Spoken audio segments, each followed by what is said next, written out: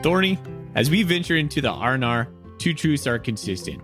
We love our dear Montana state, and we love great beer. And you know who else feels the same? Jeremiah Johnson Brewing. Brewed in the heart of Montana in downtown Great Falls, Jeremiah Johnson takes Montana's finest ingredients to craft some of Montana's favorite beers. And now, Jeremiah Johnson's second tap room is open in downtown Coeur d'Alene. Their Citra IPA is probably one of my favorites. But we all know, Thorny, you're not the hop lover I am. You're more of a mountain man Scotch ale. Well, Foley, I'm certainly not a mountain man, but you are right. I do love their Mountain Man Scotch Ale.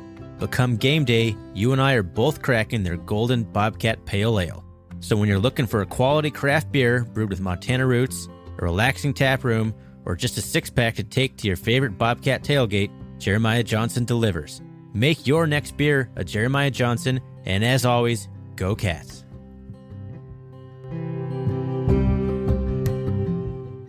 Thorny, hey, if we go to Frisco, you and I are going. Oh yeah, absolutely. Absolutely. Yeah. I don't care what's happening here in the household. I will risk my marriage and family to go to that national championship game.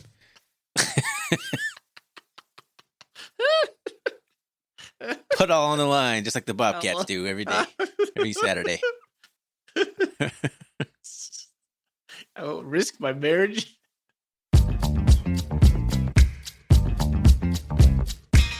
Welcome, everybody, to the R&R CatCast, a fan-based podcast focusing on Montana State athletics. We're two dudes named Ryan from the state of Washington talking about our dear Montana State. We hope you enjoy.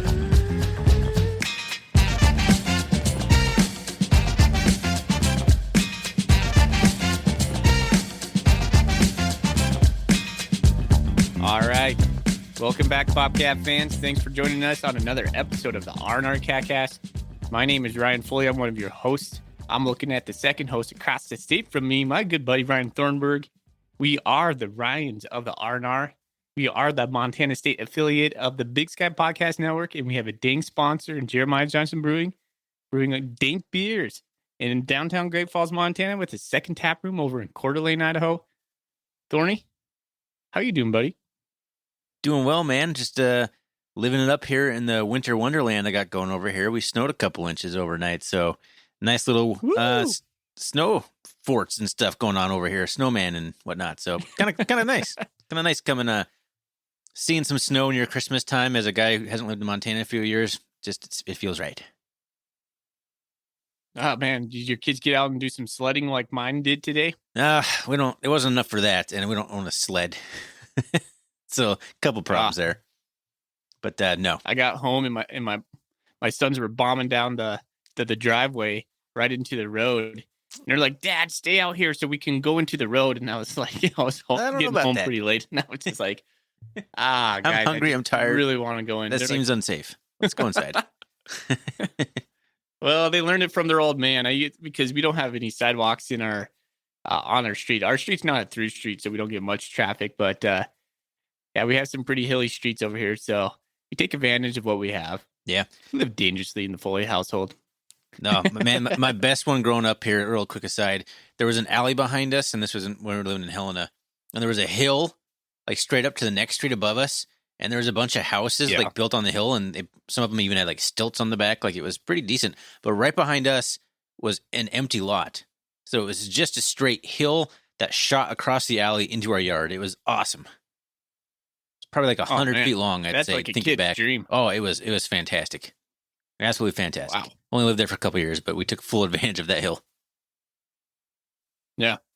Great Falls, we sled on Overlook Park, right there with the big flag. It was awesome. Oh, the one that... lots of fun memories. Someone got like sued the city for breaking their leg on that? Yeah. That one? Yeah. That one. Had to take away the fun. Oh, man. All right. Hey, well, thanks for joining us, fans and listeners out there. Here's a show rundown. So we're going to get into the news. We'll talk about Coach Vigen, what he said about the injuries, maybe some stuff from the press conference if it comes up. We're going to recap the UT Martin game that happened over the weekend. We'll get into our Sam Houston State preview, and we'll hit some golden coolies. I think we'll probably have time for a bold prediction in there somewhere. But that sounds like a small show, but never is. Never is. You know this is going to be right around an hour. That's what they always end up being these days. That's All right, man. Playoffs. Hey, before we do anything of that, let's talk about Golden Coolies. What's in our Golden Coolie, buddy? Well, my beer supply is running low, but luckily I still have about 10 or so Jeremiah Johnson Blonde Ales left of all the Jeremiah Johnsons left. So I got Jeremiah Johnson Blonde Ale. I'm enjoying it in my Golden Coolie. It's good stuff. It is a really good beer. It's not your typical blonde. I don't know. It just tastes better. I really like that one from him. I too am drinking a Jeremiah Johnson brew. I have the Golden Bobcat Pale Ale. It's like, I tweeted out a picture, put one on the Instagram. The winning combination, the Golden Coolie plus the Golden Bobcat Pale Ale. That's like you're pulling out all the stops when you have that combo. Clearly, it helped to will the team to victory, man. That's like the holy grail of beer drinking for Bobcat fans, right there. A Bobcat Pale Ale and a Golden Coolie. We'll toot our own horn there. Woo! Doesn't get any better than that. I was just about to take a drink as you took a drink too. Cheers. All right. Both Jeremiah Johnson brews tonight, man. I don't know if that's ever happened. I'm not sure that's happened yet. No. It's a good sign. Yeah. All right. Okay, let's get right into the thick of it. Let's talk about the news. Watch Coach Vigen's presser today. Anything jump out to you? I didn't have a chance to watch it. Injury news? It's all you on this one. Yeah, okay. He said Chase Benson, Chase Benson's just getting long in the tooth. He's just kind of an old man over there. He's a 6-year senior. He's taking time to heal up. And Coach Vigen classified his injury, quote, injury, as just general soreness. And that pretty much with Benson, they just kind of have to get him going throughout the week at this point. He's just been a war horse for us. And so that's good to hear because he did go out at the very end of the game, and we were concerned a little bit with that. So that's good to hear. Other than that, there wasn't too much news to report, and pretty standard press conference from Coach Vigen. I can never hear a lick of what they say as far as the reporters go. And so I'm just trying to piece together with what the question was based off of reverse engineer the question based off the answers. Yeah. Yeah. And I sat there and watched all 30 minutes of it today with my pencil and pad, and I had nothing. Like, it was just like, doodles. Pretty much the standard press conference, and kind of boring, actually. So the only other thing that Coach Vigen always looks really stellar. Yeah. Good to see him. Tie, man. That guy is so well dressed. Good to see him dressed back up because there was the one press conference where he was just wearing like a track jacket, and it was like, what was this? What's going on here? The other news, I guess, on the injury-related side was Elijah Elliott. Some people have been speculating if he was kind of dinged up for the UT Martin game. Sounds like he was not, and he's fully healthy. They just decided that Lane Sumner brought it better, or whatever reason. Lane Sumner earned the reps against UT Martin. But Elijah Elliott will be full ready to go at Sam Houston State if the coaching staff decides to go with that. That was good news. Right on. Absolutely. So the Bobcats are I've always healthy, been man. a fan of, for the most part, right? For the most part, yeah. I mean, we've I think that's something to be thankful for. Absolutely. All righty. Let's get into the recap of the UT Martin game. Maybe we're just moving right along here after a long, rambling discussion about Winter Wonderlands. Here we are 7 minutes into this talking about the recap. That might be a record. Well, it's because there's no polls to talk about. We didn't go into. There's no polls to talk about. That's what always kills us is the Big Sky Power rankings and the polls. All right. Well, Bobcats won the first playoff game under Brent Vigen in Bobcat Stadium on Saturday, 26-7 over the UT Martin Skyhawks. Let's go over the stats. 25 first down for the Bobcats, just 11 for the Skyhawks. They were just 5 of 15 on third down. We weren't a whole lot better, 6 of 16. Cats were 2 for 3 on fourth down, and the Skyhawks were 0 for 1. And this is where the Bobcats really showed the dominance here. 438 total yards to just 178 for UT Martin, on just 112 passing yards to 66 rushing yards on 26 attempts, which is good for 2.5 yards a carry. And they threw the ball 31 times for completed 16 of them for just 3.6 yards per pass. That is extremely low, except when you look across the aisle there on the Bobcat side. Just 2.6 yards per pass for Tommy Mellott in his first start on 8 of 20 passing, 2.6 yards per pass. But the Bobcats, 387 rushing yards on 60 rushing attempts, 6.5 yards per carry. Man, this sounds like a 2019 Bobcat stat line right here. Only penalized 2 times for 10 yards, so it must have been a couple false starts or something there. I don't remember exactly, but 2 5-yard penalties. UT Martin 5 times for 28 yards. 1 turnover apiece, and the Bobcats dominating the time of possession, 36 minutes and 45 seconds. So just over 23 minutes for UT Martin. Do you want to go down the individual stats, or do you want to take those? Yeah, I can take those. Tommy Mellott, as Thorny said, was 8 for 20 for 51. He did rush 180 yards on 23 carries with a clip of 7.8 yards per carry. That's pretty awesome. Yeah, 2 touchdown. Tommy. We used to say that about Matt McKay. Now it's going to be 2 touchdown Tommy. I like the ring of that a little bit better. Fonse was just a war daddy.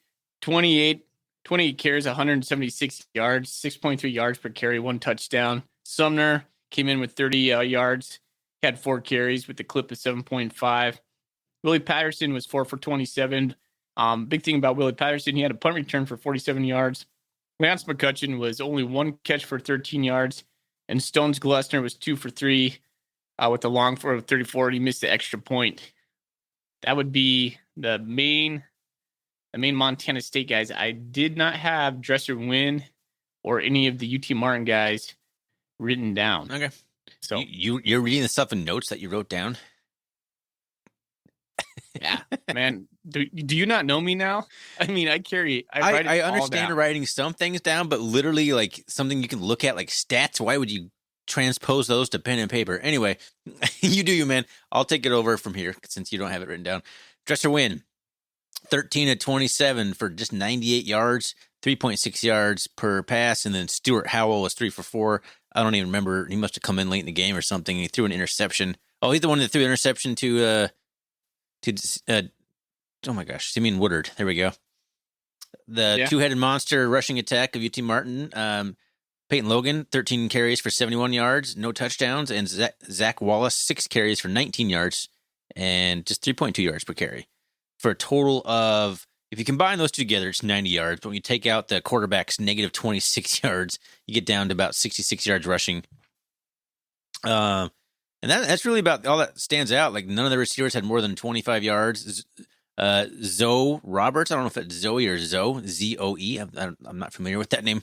six receptions for 25 yards. And that was it, a long of 9. So really, the Bobcats kept everything in front of them. The longest play of the entire game for any passing or receiving was a 19-yard reception by Rodney Williams II. Man, it was a very dominating performance by the defense. So let's get right into that. The defense, man, that's the first thing I want to talk about. The defense was absolutely smothering in this game. Gosh, yeah. You know, like, to me, like, I don't remember a lot about the defense in this game because they were just so good the whole time. Yeah. Like, Dresser Wynn didn't have much time at all. No. But I don't feel like we made a ton of splash plays. You know what I mean? Those are those splash plays that, like, we didn't, like, really light Dresser Wynn up. Like, when we did sack him, it's kind of like, you know, just corralling him, and then we would just keep him up tight, or sometimes we'll throw him down. But we didn't have, like, a big blindside hit on him, or we had that interception at the very end that we almost Trey Webb almost knocks to me and Woodard. I was afraid that someone was going to get hurt on that play. I'm glad nobody did. Yeah, right. So you asked me that question, and my mind kind of just went blank because it just seemed like we were so dominant, but at the same time, I feel like we just didn't. There wasn't such a huge play, big momentum play for Montana State. No, if you look down the stats here, am I missing something? No, like you hit it on the head. Like, nothing really stood out, but that's because everyone did so well, I think. Like, Callahan O'Reilly led everybody with 10 tackles. I mean, Troy Anderson only had 5 tackles in this game. He had a tackle for loss. Wow. And that was it. Simeon Woodard actually was second leading tackler with 6 tackles, and he had the interception and 2 pass breakups. I mean, if you want to get a defensive MVP, I mean, who else are you going to pick, I suppose, besides Simeon Woodard there? But yeah, then it's like five tackles by Webb, Troy, and Daniel Hardy, respectively. Then a bunch of guys in the threes. Like, it wasn't, I mean, UT Martin just didn't run a lot of plays. So there wasn't an opportunity to do a lot of splash plays because they were so smothering. There were so many like 3-and-outs or just short drives by UT Martin. They didn't really get anything going the entire game. And I mean, the defense pitched a shutout. Let's not forget that. Like, the only reason that UT Martin scored was a scoop and score by a Tommy Malott fumble with about, 40, 30 seconds left in the half. There's no reason that UT Martin even put any points on the board, period. Yeah, we talked about that in the R&R After Dark, and that was just shoot yourself in the foot, feel like a total Cat moment right there. Like, oh man, Here we go. We're gonna make it tough right before half. That's right. Come on, clinch up. I mean, at that point, the game. I hate when we do that. It's terrible. It was 10-0, and the Cats were dominating. But I mean, that's how you end up losing a game that you dominate. Like, it happens. Like, statistically, you can dominate a game and still end up losing the game. And at that point, it's 10-7. I was like, ugh, man, I had such a sick feeling in my stomach going into halftime because of that stupid scoop and score. And that was another weird series right before half. I felt like there was no real sense of urgency.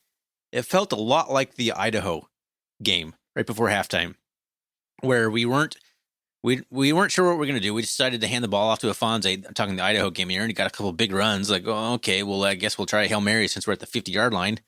And then, of course, TJ Session gets hurt. Isaiah Afonso gets hurt, and like Matt McKay gets crunched all in this one play. And this game kind of felt like that too. Like, it was I don't remember how much time was left. I haven't rewatched the game, but the Cats had a decent amount of time, but they just did a few runs. They weren't really like rushing up to the line of scrimmage. I couldn't tell if they were trying to run out the clock or trying to score. It was weird. And then, but Malott had a nice run off to the left, but then he got stripped, fumbled the ball, and it's just another one of those. What were we doing right before halftime drives? Like, just run the clock out or try and score. Like, don't have one foot in each door. It just looked weird.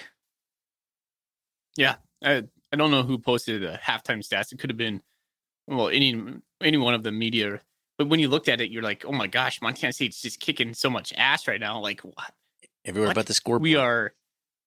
Exactly. And that was the thing that was bugging me the most, Ryan, is like, you just had this sneaky feeling. You're like, man, we're one like big play away from losing this game or being down. And then the way it was going, like for our offense, I was like, I don't know if we can come back. Let's say Justin Wynn hits Donnell Williams on a streak and they get 7 and they go up 13 or 14-7. That's scary at that point. You're like, oh man, are we going to be able to come back? Fortunately, we were. Like after Tommy Malott hit that 73-yard scamper, I was like, oh, like a little bit of sigh of relief. And then, obviously after Isaiah Afonso put the nails in the coffin there at the very end. But man, as much as we were dominating that game, that took a lot of time in order to feel just kind of confident. Whereas I think maybe a couple years ago when we played like Austin Peay and Incarnate Word, we knew like for the whole game, we were just like, man, that just felt good because it was like in the bag. But this one, like you said, kind of felt a little bit like that Idaho game. Yeah, I mean, it just wasn't a great feeling going into half, but no, at the same time, terrible. like you're saying, like we're dominating, and you did feel like maybe they could bust a big play, but at the same time, like why would you feel like that? That's just some sort of weird mental thing coming back. This was kind of like the Weber State game where, damn, we could have. I mean, the score we could have stayed 10-7. We would have won. Like the second half could have been a complete 0-0 game, and wouldn't have changed the final outcome of this game because that's how dominant the defense was. Yeah, that's a good point. But good thing we got it going a little bit in the second half. It didn't. I think both scores were in the fourth quarter, right? Or the 2 touchdowns. Yeah, it looks like the that. 2 touchdowns were in the fourth quarter. Like one right off the bat, and then another one a little bit later with Afonso's final nail in the coffin on his touchdown run. But yeah, it took a little bit to put the Martins away. The Skyhawks, the UT Martin Skyhawks, the UT Martin Martins. Well, that would be kind of cool if they were the Martins, right? How do we want to frame the conversation here? Yeah, Martins out there. The Pine Martins. UT Martin Pine Martins. Do we want to kind of like go chronological, or we kind of already did, or do you just want to kind of flip the script over to the offense and talk a little bit about the offense? Yeah, I think we should talk about the offense and Tommy Mellott. I mean, that's where the conversation's got to hit at some point. We got to talk about Tommy Mellott, but I want to talk about Isaiah Fonzo real quick, man. 28 carries, 177 yards. He looked healthy. He looked strong. Good to see him back to full health, because clearly he was not at cat grade. I'm glad he gave it a go, but it was not his normal self. That's the worst he's looked all year. And I mean, kudos to the Grizz defense, but he didn't have the same burst. He didn't have the same cuts. He just wasn't the same running back that he has been all year. He was clearly hampered, clearly injured. He was not today, and super stoked to see him get back to that dominant performance that we're all used to seeing. Fonte talks a lot of crap out there. I really like that. I'm not sure if Fonte talks crap. I think he pisses people off with his running style, and then he like reacts to them talking crap to him. Well, no, the times I think he talks crap is like at the end of the play, when they start doing a little stuff dirty. Like they'll grab his leg and they'll do the twist and they try to take him down, and obviously trying to, I don't know, maybe twist a leg, twist an ankle, and he just gets so ticked. I love watching it. He just gets in their face, and I would pay so much money just to listen. I just want to listen to it. I would love a mic'd up Fonse. Yeah, I think he has to get under people's skin. Like, he's just playing hard, and people are giving up in the play. Like, all right, just go down, man. And he just keeps chugging, just keeps plowing into people. Like, it's just kind of annoying just going against someone like that. It's like, come on, man, just go down. You don't need one more yard. So, hey, Thorny, last time when we put out the R&R, not the R&R After Dark, because we keep that really short, but I can't remember. Did we know Tommy Mellott? Had we talked on the episode about Tommy Mellott starting? We did not do any preview discussions with Tommy Mellott starting. I think we'd maybe mentioned maybe making a change, like speculating, because there was the rumors, but we didn't really talk about what would happen if he did. So we have not really talked much. And then I did that solo episode. Yeah, you did the solo episode. Matt McKay went into that's right. But so let's talk about Tommy Mellott taking over the quarterback ranks. So let's start just right from the get-go. What was your gut feeling when you heard Tommy Mellott was going to be the starting quarterback? I don't know, man. I had a mixed range of emotions. I was over what McKay had been doing. I was frustrated with it. At the same time, I didn't think Tommy was ready to quarterback a team. I don't know, man. I just was unhappy that the Bobcats were in this position where we're having to resort to a guy like Tommy Mellott. There's nothing against Tommy Mellott, but I was just like, come on, like. But at the same time, I just wanted a spark. Something had to change. So I was optimistic that he would at least be a Troy Anderson-esque figure, in the fact that I know, one thing I know about Tommy Mellott that I've seen out of him, the dude just wants to win. He's a winner, and he's going to put it all out there. He's got that kind of it factor. And so I was just optimistic on that regard, but it wasn't my ideal candidate to be starting a true freshman after our starting quarterback into the transfer portal right before the playoffs started. I don't think anybody wants that situation. So overall, wasn't real thrilled about how the way things played out, but I was happy with his performance. And I know you're a little bit salty about the idea of having another running first quarterback, same type of quarterback we've had. So sick of it. Jeff showed, essentially. Yeah, tell me about that. So I'm like, just air it out. I'm like biased against Tommy Mellott because I'm sick of the kinds of quarterbacks at Montana State that look like Tommy Mellott and play like Tommy Mellott. And I really like Tommy Mellott, and I hope he really, really turns into be a good quarterback. But I'm so sick of the running quarterbacks that are running quarterbacks, and then they can sort of pass once in a while. And that's not necessarily where Tommy is yet. I think the jury's still out on that. But it looked like that on Saturday, and I know that there was wind, and no one could really throw in that wind. So that's why I'm withholding my final judgment on this. But it's frustrating, man. I want to see a quarterback who can sling it around, like all the other teams in the playoffs basically have a quarterback who can sling it around, except for the Bobcats. Like, I'm sick of it, man. We see how the story ends. Is my biggest concern. We see how the story ends, and maybe it doesn't end that way because we're not on North Dakota State's side of the bracket this time. But one-dimensional offenses only get you so far in the playoffs. Period. Yeah, I think you hit the nail. 51 passing yards right isn't going to do it. No, we've seen the story, how it ends. I don't think, honestly, I can't think of a time when it's been successful long term. I think it's successful within your conference, it's specifically against weaker teams when you can overwhelm them with the run. But we all know how teams play us. Like when you look at our offense, we're going to talk about Sam Houston State here in a moment, but it's 8 guys in the box pretty consistently, sometimes 9, and they're playing zero cover on the outside. They're really daring us to pass. And until Tommy Malott can actually prove that, I have some big reservations going into this game. I know, Ryan, my initial thought was, why aren't we starting Tucker Rovig? Tucker Rovig's the team captain, a beloved guy on the team, a proven passer, a guy that's been just such a steady force. Just mind boggled me that we didn't go the Rovig route.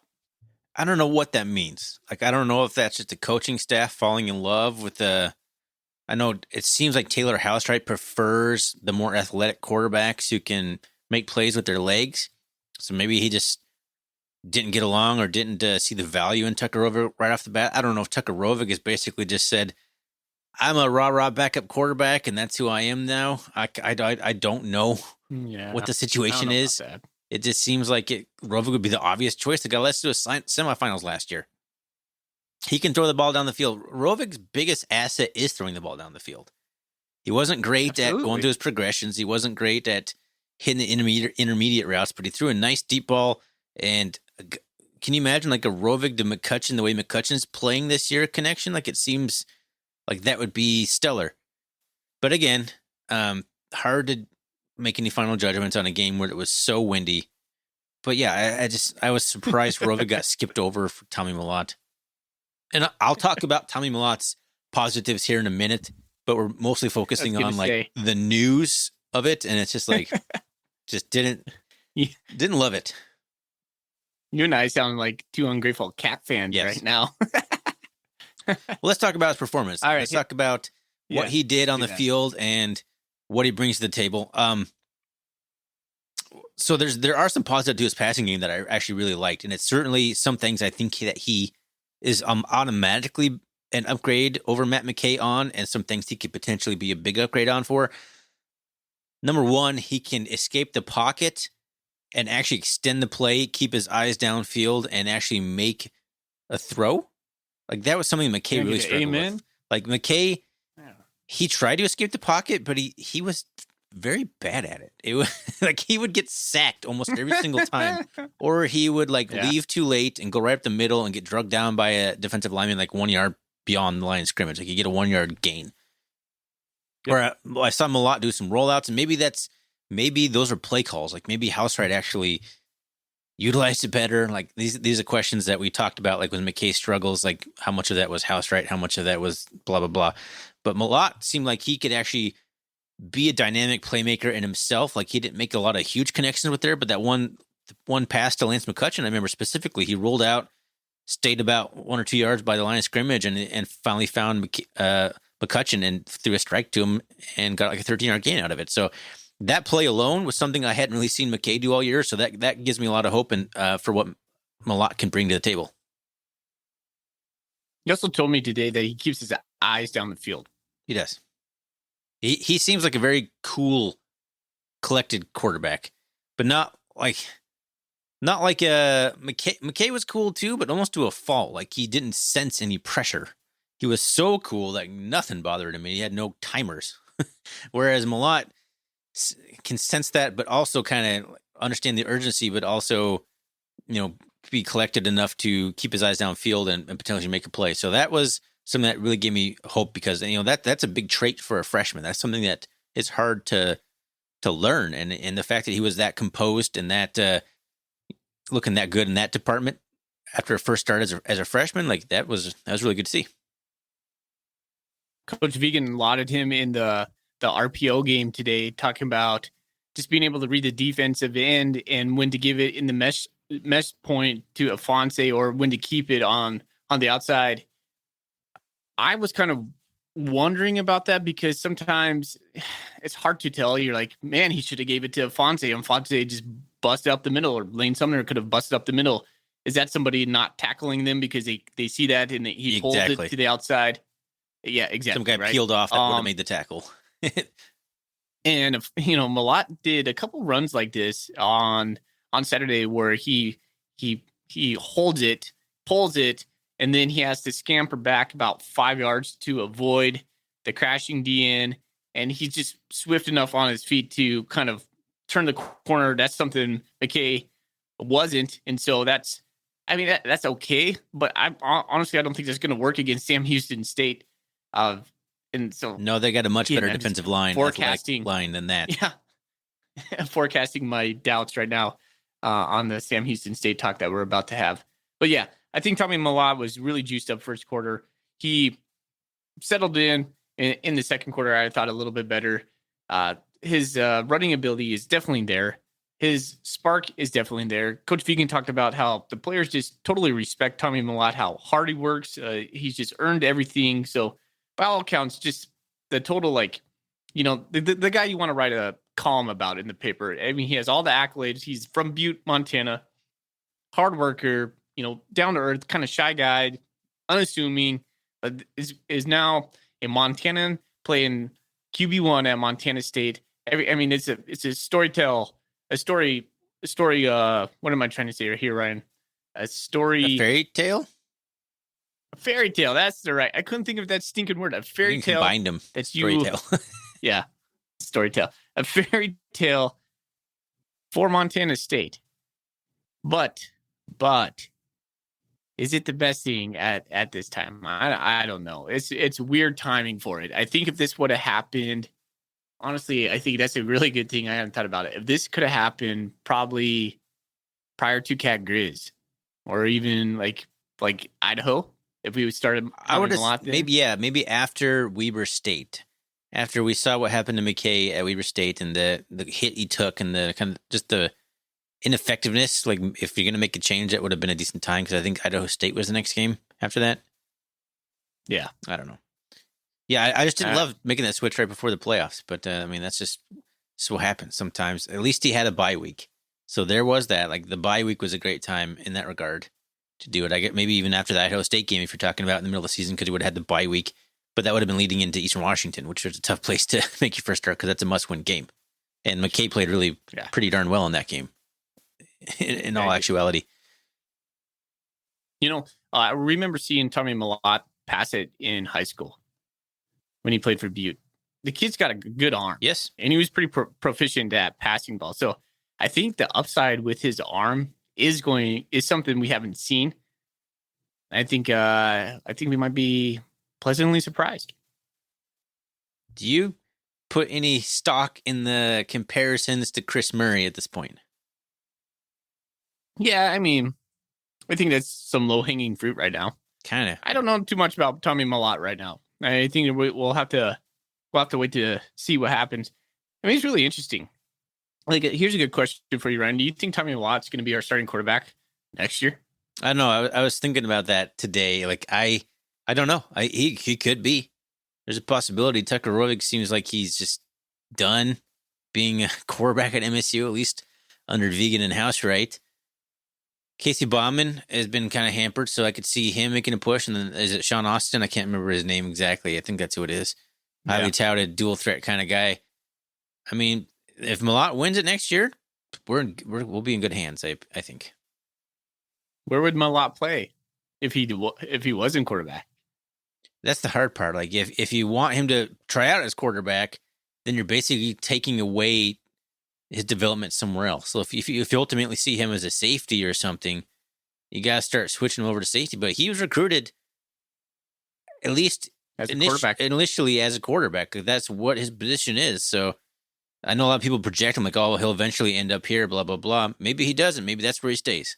So I think he has You know, probably as good as chance as anyone else on the roster to be named starter, which is all probably roughly equal between several guys, but he's certainly not behind. Yeah.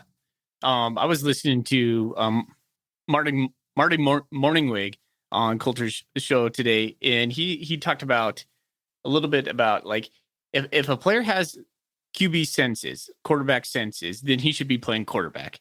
And I think Tommy Mellott has quarterback senses. Coach Vigen talked about it a little bit today in the presser too. He's like,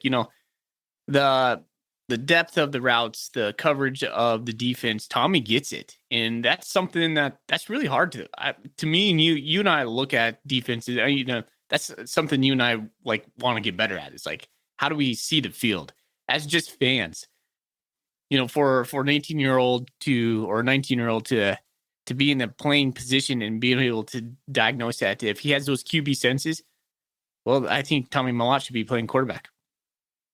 I mean, I can't argue with that. He looked like that kind of goes back to like just being cool and collected and knowing where your receivers are, knowing where how far the defensive end who's chasing you down is. Like those are just kind of things that, or almost some of that's just natural abilities. Like there's natural instincts that you have. Like Troy Anderson, everyone on the defense, you always talk about guys have like instinct, a nose for the ball kind of thing. Like Troy Anderson has a nose for the ball. Yeah. He just knows how to get there. It's kind of the same thing as a quarterback. So, I mean, I thought he had better command of the offense than Matt McKay ever did at any point in the year. Like he just came up there and just right there, like just looked like he was the leader. Whereas McKay, it wasn't like he was bad at that necessarily. He didn't look like it on TV, but you just kind of saw a guy just kind of take control and get things going the way he wanted to. In Tommy Mellott. So that's another big. I'm so glad you mentioned another big plus in the positive column for Tommy. All right, man. Well, I'm looking forward to what he does next weekend in some warm weather without 40-mile-hour winds cooking through Bobcat Stadium. Could be something. Could be something to see. And all I'm hearing about is that's going to be a rainy mess down in Huntsville. So another bad day to pass the ball. Yeah. That's the early indicators that benefits us. What's that? Right on. I think that benefits us. I don't think it does. All right. We need to be able to pass the ball. Let's talk about Sam Houston State. Yeah. I think we should talk about Sam Houston State right now. A couple of things I could say about Martin, but you know what? I'm going to leave him off there. We'll talk about that offline maybe because I have a couple of things I want to run by you. But let's get into Sam Houston State, man. Let's give a little bit of background on the Bearcats. The reigning champs from the spring season. They went 9-0. They were the number 2 seed. They beat unseeded North Dakota State. Then they went on to beat number 3 James Madison. Then they took down South Dakota State, who was the number 1 seed, to win the national championship. They didn't have to play on the road one time, and they probably won't this year. I mean, obviously they won't. If they win their games, they won't go on the road because they're the number 1 seed. They are 18-0 all time in the playoffs at home. They have a 21-game winning streak dating back to 2019. They haven't lost since November 16th, 2019. I looked that up today. That's about all I got to say about Sam Houston State. At least their resume, coached by Casey Keeler, who was rumored to be in their mix for the Delaware job. But interestingly enough, Sam Houston State's offensive coordinator was just named the Delaware head coach today. Did you see that? No, I didn't. So Casey Keeler was going to go back to Delaware? Yeah, there was rumors of it. Yes, he's a Delaware alum. So yeah, but oh man, yeah, I'm gonna look it up here real quick. Yeah, there we go. The offensive coordinator. What is his name? I don't know the name, but yeah, their offensive coordinator just took the job at Delaware of all things, who I think is also an alum. I wonder if Keeler brought the guy over from Delaware if he's been there that long. Like I don't know anything about Sam Houston State staff or anything like that. Casey Keeler has 45 postseason wins. He is 45. second most wins in the. He's the second most wins out of the active coaches in the FCS with 253. He's won national championships at Delaware and Sam Houston State. He's basically a professor in postseason play in the FCS. I think they have Sam Houston State is like 31-0 at home in the FCS playoffs or 31-0. I don't know. So, I mean, they have so many streaks that like I was writing down all these numbers. I started getting confused. I was like, so which one's 22? Which one's 31? Which one's 45? Pretty sure it's 18-0. I mean, I read that a little bit ago. If you go over to the Bearcats website and you just start looking at Casey Keeler's resume, the man is like, he's as good as on it the gets in Mount the Rushmore FCS ranks. coaches. Yeah, exactly. Yeah, I could almost put him on the Mount Rushmore. And there's some historical coach, like Eddie Robinson and stuff like that. But yeah, he could make a case. Yeah, so he is a winning coach. One thing's for sure: Sam Houston State at home has been unbeatable for some reason. They don't have like some magical stadium, kind of like Washington Grizz, where you're just like, oh man, it's just the atmosphere is part of the experience. They have the track around the field. It feels a little bit like Weber when you watch them play. When you watch the stadium, always looks like nice weather. You're like, man, that looks like a fun place to play. The crowd looks like they're having fun. Like they kind of have that party feel to it, where people dress up and they're getting into it. And so they definitely have some, some swag. They got some diehard fans stadium going on. Yeah, sure, they got their own little thing going. But. Yeah, and you look at the team as well. The team, I mean, jumps out with just the optics. The first view of Sam Houston State, the off the bus view, big and fast, speed, and just big dudes. And you're like, holy cow. I mean, where do you want to start with the Cats? I mean, Sam Houston State, I always, in my head, their defensive linemen are just these big, like not chubby at all, just physically cut dudes that are like straight out of like the SEC looking guys. That's what they always seem to have. I mean, just athletic, muscular defensive linemen. Coach Vigen was talking about the recruiting today. I mean, they're right out of Houston. So they're just north of Houston. He says basically they can get the lion's share of their team within 2 to 3 hours. Yeah. Right there in Texas. I mean, they got guys that are just pretty much local, small town Texas guys where football is king, as Coach Vigen said.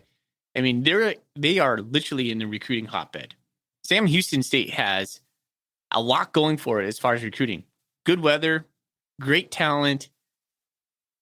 I think that's really good right there. I mean, with those two things, if you're going to play in a place where it has good weather all year long and great talent close to Houston, no wonder, man. I mean, when you look at their team, they just got some serious talent.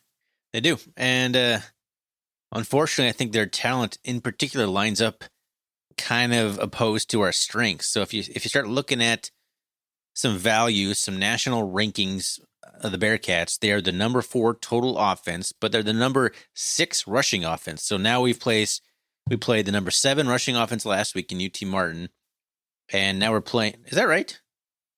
Now I'm saying that out loud. Yeah, they were a step ahead of us. They were ahead of us. Okay, am I crazy? When you start like looking at enough stats, you start to get confused on which teams are what. But they're the number 26 passing offense, so they like to run the ball. That's their main thing.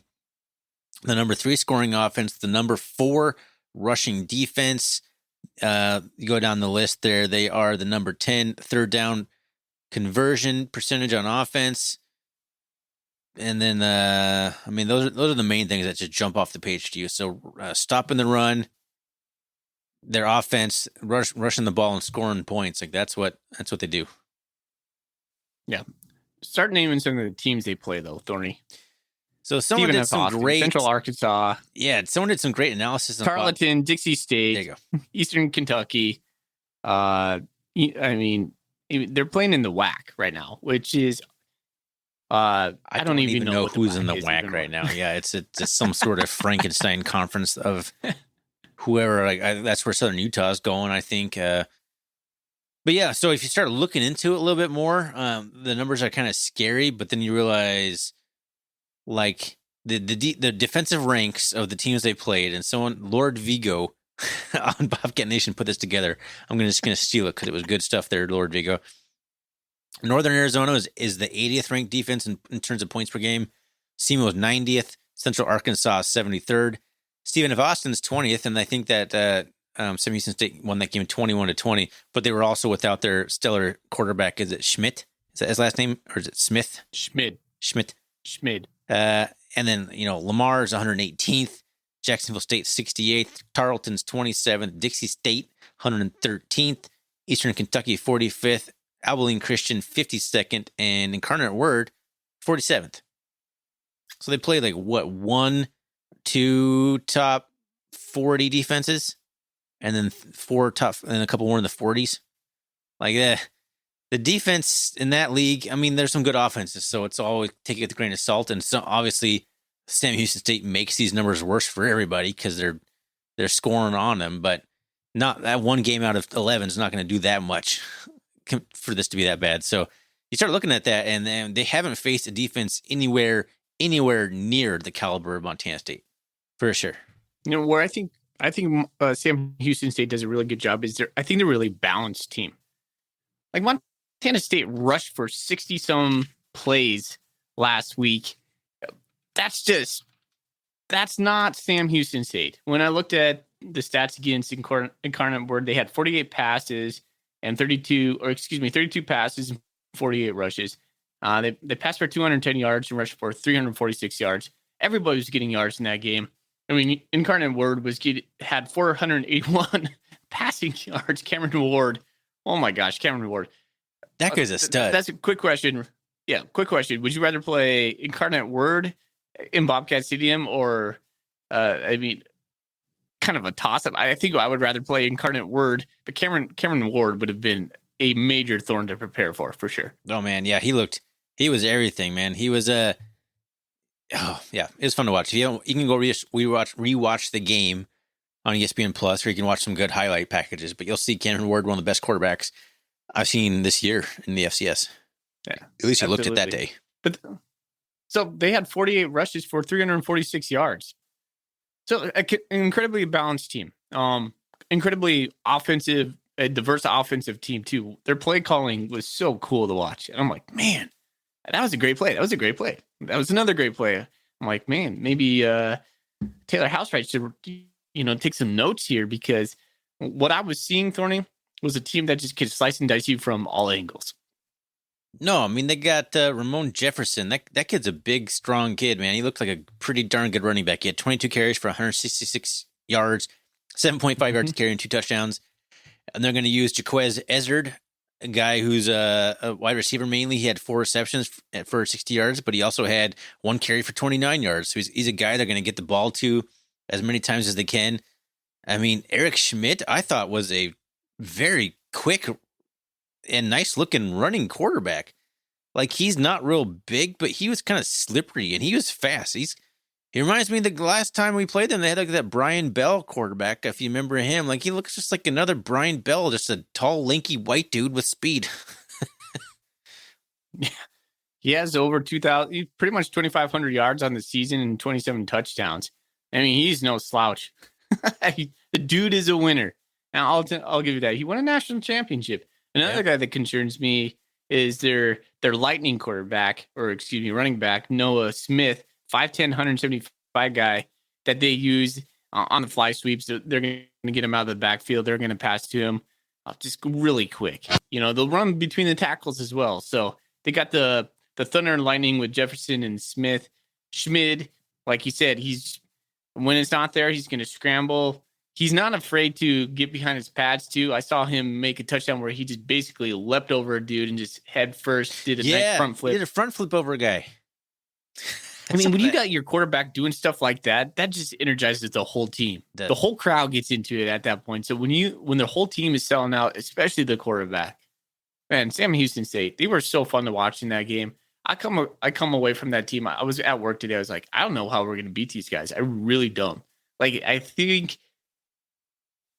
for our offense, the version we have our offense now, and to be seen, right? Like this, we could have a big jump. They're like Tommy Mollott could have a precipitous incline that he just makes a big jump. But if we try to run it 60 times against these guys, it's not going to happen, man. It's really not going to happen. Their nose guard is 6 foot and 300 pounds, and he's twitchy, dude. The guy's just a load. Number 95. I have him down here somewhere, but I don't really know his name. But man, that guy just eats up space and gaps. I mean, he eats gaps for breakfast. And it looks like it, but he's just a dominant force. And they got number 55, who is a Buck Buchanan Award finalist on the outside. He's just, man, I don't know. Their defense just really scares me. But again, take these things with a grain of salt. You were talking about how good they looked against Incarnate Word. Incarnate Word has the 95th ranked defense in the country in terms of yardage given up. I mean, there's only like 130 teams in the division. That's bottom third. That's pretty bad. And a lot of the teams they played did that. And I'm not saying that they're not an acceptable offense, but I watched Incarnate Word's game against Stephen F. Austin a little bit. There's a lot of standing around on that defense. There'll be 2 or 3 guys trying to make the tackle, and everyone else is just like watching. They're all gassed. They're like, whatever. We're an offensive team. I'm not going to make that tackle. That's not going to work against the Bobcats. And they might be able to get, I mean, they're going to get some stuff going, but it's not the same animal as any of the Southern teams, right, at least that they played this year. So that gives me hope. Because, I mean, yeah, when you start looking at the stats in this game or this team, you know, Sam Houston State is a scary opponent. And the only thing you can really wonder in your head is the quality of their opponents. Is that really what's done it? Is that why they're so statistically dominant? Because they played teams that just aren't very good. But you could also make the exact same argument against the Bobcats in reality. No, I mean, but you look back a year, they beat North Dakota State. Yeah. They won the national championship. They beat South Dakota State. I mean, they have the sauce, dude. I put some stock in that stuff too. Like that's absolutely only because like that's not like some sort of weird. Okay, the season was pushed back, but because it was pushed back and because of the COVID, like no one loses their eligibility. It's basically the entire same team. So they've been just playing football since April or whatever now. And they just took off. They just had like a real big long months. Yeah, they just had a real big long bye month, a few months in the summer. This is the same team that beat South Dakota State. If you want the best comp I can think of to what may happen, if you go back and like look at that South Dakota State national championship game, you know, South Dakota State only allowed, I think, a 21-16 was at the final in that game, or maybe 24-21. It was a low scoring game that Sam Houston State won on a 4th and goal touchdown with six seconds left on the clock. But South Dakota State ran the ball really well in that game. Yeah, I like top running backs. Yeah, well, I like in our rushing attack, especially with Malott now, because he's basically an elite running back in his own right. I liken that our rushing attack more to the South Dakota State rushing attack. And that was the game that South Dakota State's like starting quarterback that had been taking them everywhere all season and been dominating, got hurt like right off the bat. And their backup quarterback came in, and I don't have the stats in front of me, but I was looking at him today. I'm pretty sure he was 11 for 22 for 105 yards and an interception. That was his stat line. So they probably played defense differently, though. I totally expect Sam Houston State to load the box on us and play cover 0 on the outside. Yeah, I mean, I expect that. I expect them to just get after Tommy. Like that's like defensive playbook 101. Freshman quarterback, blitz the crap out of him. Like, that's just what you do to a freshman. that's 101 Absolutely. stuff right there. So one of the keys to the game is I think that Montana State has to have a quick passing game ready to go. We need to establish, I think in order for our run game to get established, we need to first establish a pass game. How we're going to do that with Tommy Malott, I don't know. I don't know either. Yeah. I sat there at work today. I was like, I don't know how Montana State is going to score against Sam Houston State. You're right. Defense 101, they're just going to try to make Tommy Malott confused with their speed, and they're going to bring their beefy linemen right up the gut and do it. They honestly, Sam Houston State's probably watching the Cat Grizz game. And the Grizz, we've heard it called casino defense, where they just send the house. They should do the same thing, honestly. I mean, that's what I do. Really I would do that if I was them until we showed that we can do something against it. Exactly. And we might be able to, right? But we might not. Like it's going to be a challenge, but that's what I'd start off that way. Why not? Yeah, I don't think Montana State's going to go in there and be able to establish a run game. I really don't. I think we're going to want to, but we've tried to do that against North Dakota State in the past, and I think we were able to do it against UT Martin because we're just a better and more physical team than them. I don't think we are in the trenches. I think Sam Houston State owns the advantage in the trenches.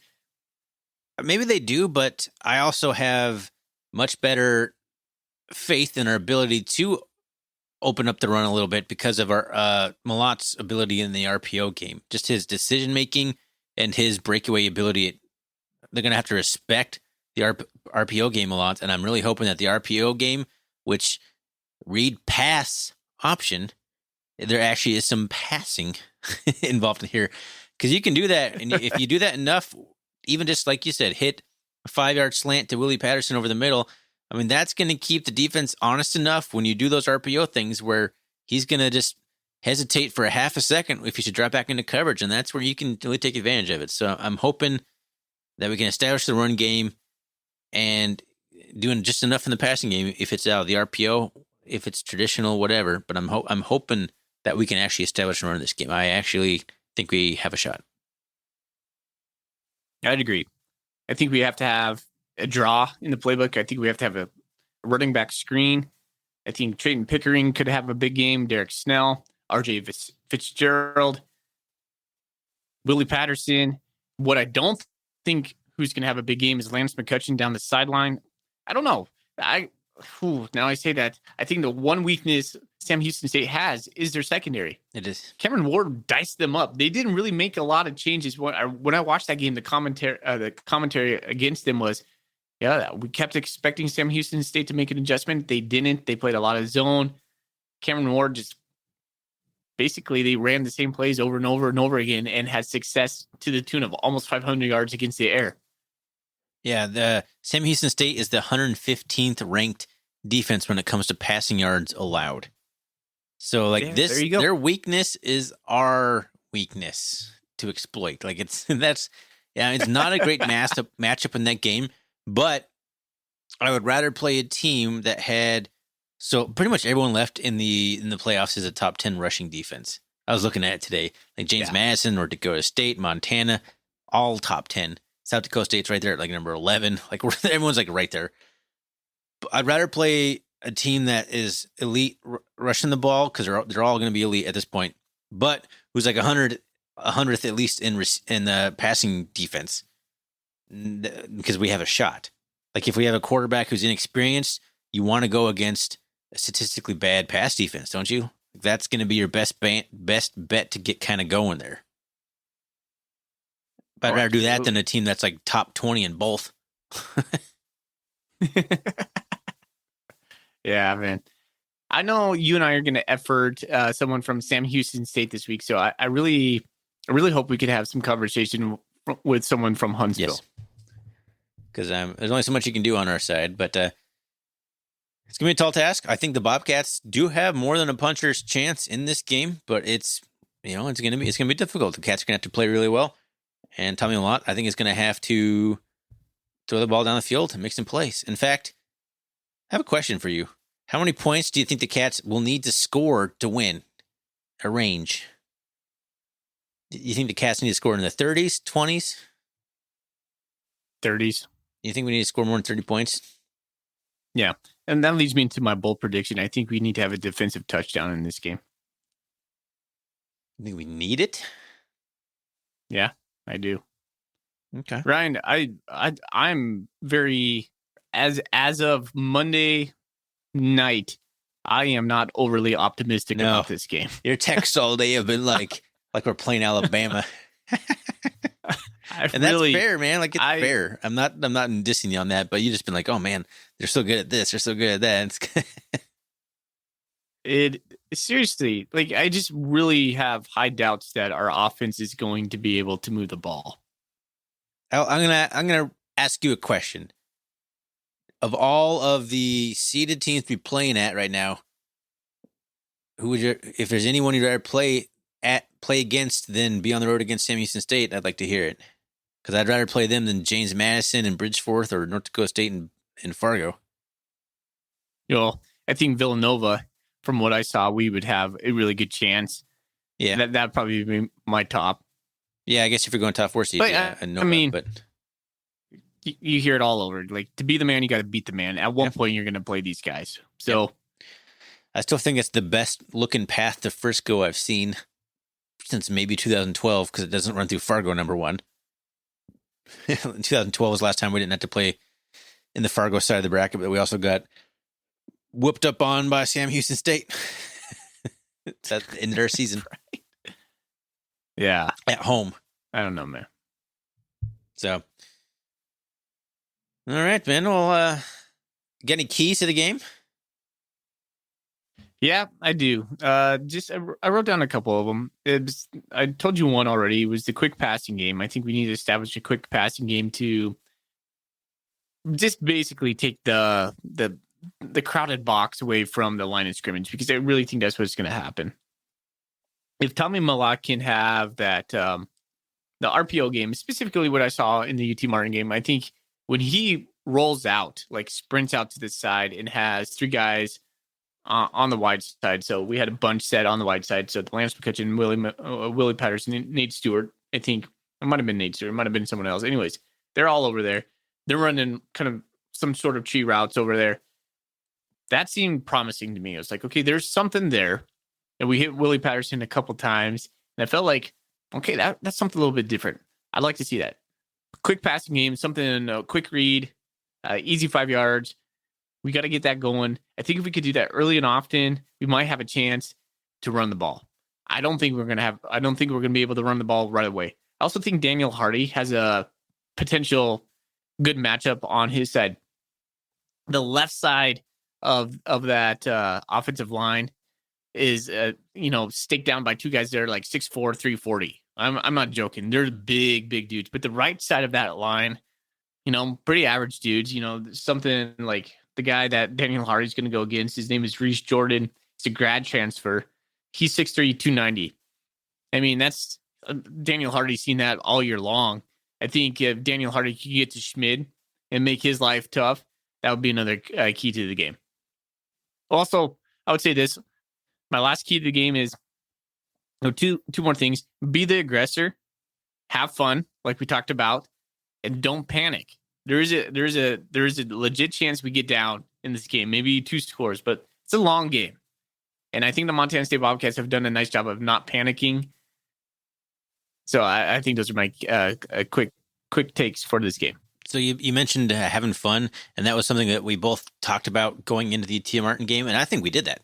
I thought the Cats looked like they had we did. more fun than I've seen the Cats have play football in a while. Part of that, I'm sure, was exercising some Cat Grizz demons, but man, it was good to see the guys out there having fun, and so that's a big key for sure. Just keep that going. One of my big keys I wrote down was don't get into 3rd and longs. I think if their defense gets a couple tackles for loss or a sack, and we're looking at like 3rd and 10, 3rd and 12, we don't want to be there. We don't want to put Tommy Mott in that situation. So we just need to have positive yardage on 1st, 2nd down to get into like 3rd and 6s at worst. 3rd and 5s or better is what I'm looking for. Control the clock. I mean, that's kind of obvious in a game where your opponent is high scoring. You want to just keep the ball out of their offense's hands. So I think we need to keep grinding the clock out, whether it's the running game or short passing game or however that looks. I think it needs to happen. And the last one I have is don't give up the big plays. We're going to give up some chunk plays. We're probably going to give up 20-yard, 30-yard passing plays here and there, a couple of 15, 20, 25-yard rushes, but don't give up like the 70-yard touchdown pass. Don't give up the 50-yard touchdown pass. Keep things in front of you. They're going to get their plays between the 20. Hold them to field goals. Keep them out of the end zone. Give our offense a chance in this one. All right, man. I can't wait. I'm excited for this one, man. It's going to be fun. I love... Woo! Right? I'm with you, dude. Like, I loved playing Sam Houston State back in the day and Daenerys McGee. I hated the outcomes, but Sam Houston State's a fun team to play. It's hard to not have those demons in your head a little bit. That's all you talked about in 2011 and 2012. Like, who have these guys played? And they come out and just pummel us. So we'll see. We'll see if the mentality is different on this team, if we're built different. I think we are. Well, all right, man. Hey, let's get into the Golden Coolie questions. Oh, that's right. We got Coolie questions. Look at an hour and 2 minutes. Yep. I knew it would be about that time. We have some good ones, though. All right. Let's see here. From Bleeding Blue says, is the Sam Houston State offense better than the Eastern Washington offense because of their balance? I don't. Can I take that one? I don't know. I think they're probably pretty equal. I think Eastern Washington's offense is a little bit more balanced than you probably think it is. They actually ran the ball pretty well. They had some pretty good rushing statistics. I think that the Eastern Washington offense is probably better because they did it against better competition, and I think Eric Berrier is, if not the best quarterback in the country, he's second. I think Eastern's probably better. Dude, am I the only one who was not overwhelmed with Eastern Washington's offense this year? Who have you looked just okay? Who has looked good against the Cats though? He got shut down by the Cats and got shut down a little bit by the Grizz. He still had some good statistics, but the Grizz just pummeled Eastern's defense. I don't know. That's what gives me hope. Good point, let's say Sam Houston State and Eastern are somewhat on the same playing field. Like if Eric Berrier and the Eastern Eagles had to play Dixie State and Abilene Christian and all those Central Arkansas, he just has to be even better.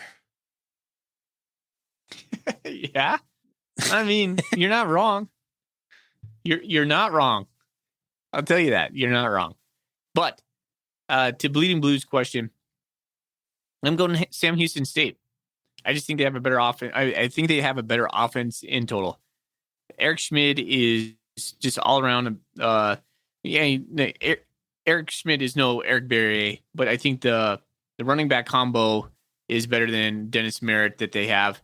I haven't done too much research on their receivers. I don't know if they have anybody who can compare with Limu Jones. I don't know. Sam Houston State has a bunch of really fast, athletic receivers. They don't really have any 6'3" athletic freaks like Limu Jones. Just a bunch of 5'11", 6-foot dudes who can all burn. All right. Good question. Camel Cat asks us, is it touchdown Tommy or Tommy touchdown?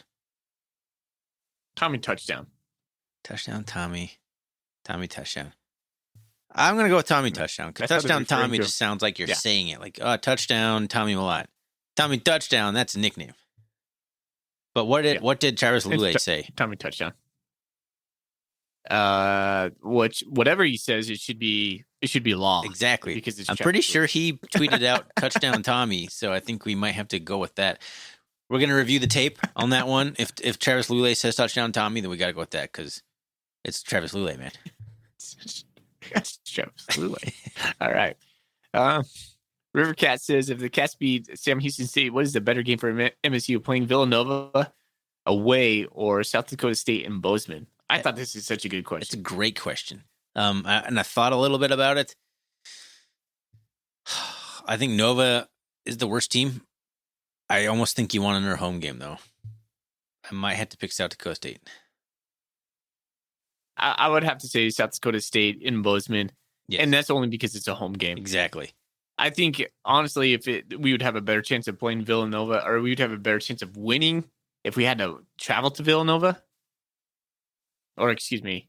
Yeah, we would have to travel to Villanova. Yeah, exactly. Right. So that's the question. We rather play. And if we won that game, we would go to the national championship. So that's that's a terrible thing to say, but now I don't know. I really don't know. Would you rather go to the national championship and play Villanova away, or play South Dakota State at home? Tough call. And yeah, that's a tough call. Okay, I know what I'm going to say. I'd rather play Villanova away, knowing if we could beat them to go to the national championship. Well, the question is, who do you think you can beat? Right? It's not like I don't know. I think who do you think is the best chance? What's the better game for MSU? I think the worst game is South Dakota State. What's the better game? What's the better game? Well, are you asking what's the more entertaining game? He didn't say. He just said, "What's the better game?" Well, how are you reading that? I'm curious. Are you just saying what's more entertaining? I don't know. I think it's. I think for the feels and whatnot, like having the game in Bozeman, of course, having another home game, probably underneath the lights, ESPN there in Bozeman, that's going to be huge against South Dakota State. I mean, that's a huge game. However, I think they're a tougher matchup than Villanova. So if Villanova wins, I think Montana State matches up a bit better against Villanova and has a better chance of getting to the national championship. So with that being said, I'm going to choose Villanova. Okay, so you think We have a better shot of beating Nova on the road than we do beating the Jackrabbits in Bozeman. Yes. Okay. It's a tough one. I think it's a toss-up. I picked the Jackrabbits in Bozeman because I thought we'd have a better chance to beat them in Bozeman at a home game. But yeah, I think they're a better team than Nova. It might be, honestly, it might be the same. It's a 50-50 one. I think it's pretty toss-up. But yeah, Nova did not look overly impressive against Holy Cross. There's that. But that's a long travel time. It's a long travel. Yeah, and for me to say, like, to negate the Cats in a home playoff game in the semifinals in Bozeman with the chance to go to the national championship, I mean, I'm whipping myself right now. So I don't care. I want the Cats to go to the national championship. However it happens. We're going. It's a good question. Yeah, that is a great question. Is that Thorny? Hey, if we go to Frisco, you and I are going. Oh yeah, absolutely. Yeah. I don't care what's happening here in the household.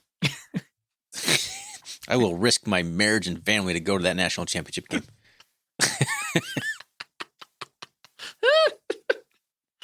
Put all on the line, just like the Bobcats do every day, every Saturday. I will risk my marriage. Oh gosh, that's such a good line. Oh man. I can say that confidently because I know my wife doesn't listen. My parents do, and I have faith in them to not tell my wife. So there we go. We're going. That's all. Man, that's all I'm so saying. good. We're going.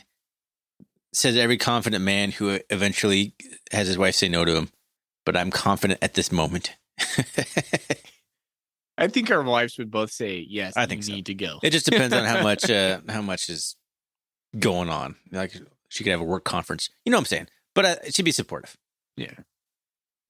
All right, man. Right. Good episode. A lot of fun. Hey, we do have a Miles. What's his face? The guy that signed. The sign guy. Golden Coolie. I don't know if you listened to the episode where we gave Miles him some credit, Miller? but I want to give him some more credit, man. That's a nice sign for UT Martin. What did it say? Let me have it in front of me. It is no natty for UT Martin. Nice. That's Nice true. job, Miles. Absolutely. I assume he was national championship and not natural light, natty light, but maybe both. I don't know. When was the last time you drank natty light? So I don't think I've ever had one. What? No, I don't think I ever had one. Well, honestly, Actually, I know I've never had one. You probably have if you play beer pong at some point in your life. It's a pretty common beer pong drink because it's cheap and it tastes like water. Feels like Keystone Light was more like that beer in Bozeman. Yeah. Or Busch Light. They're both right there. All right. Hey, so we're going to give River Cat the Golden Coolie. Woo! Nice job, River Cat. That's a heck of a question, dude. It's a great one. That was a lot of debate, and I still don't know. I could change my answer tomorrow. I know. Good That's question. a really good question. Attaboy. Hit us up. We'll get you a coolie and a sticker. I got him.